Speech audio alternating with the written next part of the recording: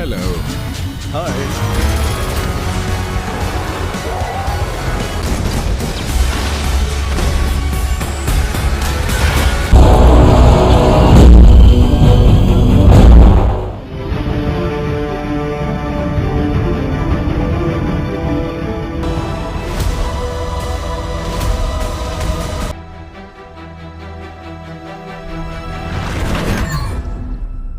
मुझे तुमसे जलन हो रही है। क्या दिन आ गए हैं यार। वो सब मेरे सामने शहीद हुए।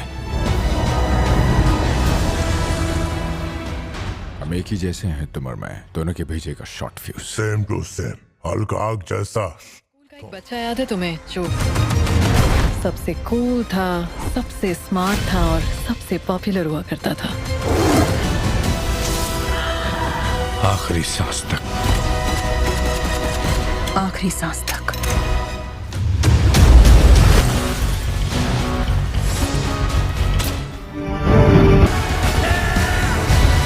तैयार हो जाओ।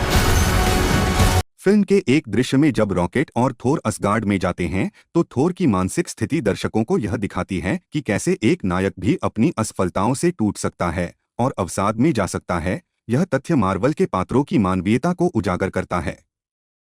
थोर का अधिक वजन, उसका आत्मविश्वास की कमी और स्वयं को दोषी मानना इस बात का प्रतीक था कि थैनोस को न मार पाना उसके भीतर कितना गहरा असर छोड़ गया था।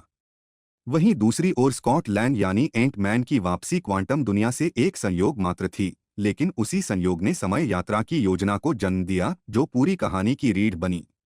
एक और तथ्य यह है कि समय यात्रा के नियमों को लेकर ब्रूस बैनर ने स्पष्ट किया था कि भविष्य को बदलने के लिए अतीत को बदलना आवश्यक नहीं होता, बल्कि समय की एक अलग शाखा बनती है। यह विचार मार्वल ब्रह्मांड में आगे आने वाले कई प्रोजेक्टों की नींव रखता है। इसके अतिरिक्त नेब्यूला का दो रूपों में दिखना, एक वर्तमान की और एक अतीत की, और उनका आपस में टकराव दर्शाता है कि कैसे एक ही पात्र दो अलग सोच के साथ संघर्ष कर सकता है।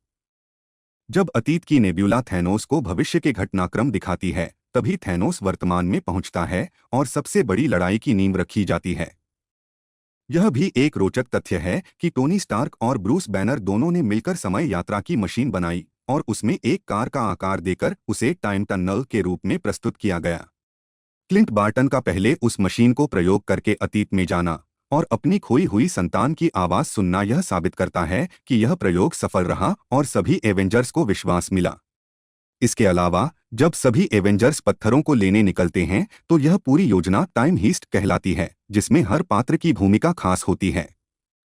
यह तथ्य भी उल्लेखनीय है कि टोनी स्टार्क ने स्टीव रोजर्स को फिर से अपनी टीम में लिया। भले ही पहले उनके बीच मतभेद थे, लेकिन ब्रह्मांड को बचाने के लिए उन्होंने अपने व्यक्तिगत गिले-शिकवे भुला दिए।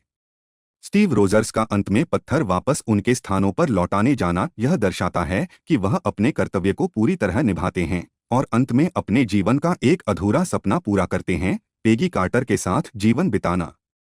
जब स्टीव एक वृद्ध अवस्था में वापस लौटते हैं और अपनी ढाल सैम को सौंपते हैं तो यह भविष्य की एक नई शुरुआत का संकेत देता है। एंडगेम का हर एक क्षण न केवल एक अद्भुत सिनेमाई अनुभव था, बल्कि हर दृश्य में छिपा भाव, बलिदान और संघर्ष की कहानी दर्शकों के दिलों में अमिट छाप छोड़ गई।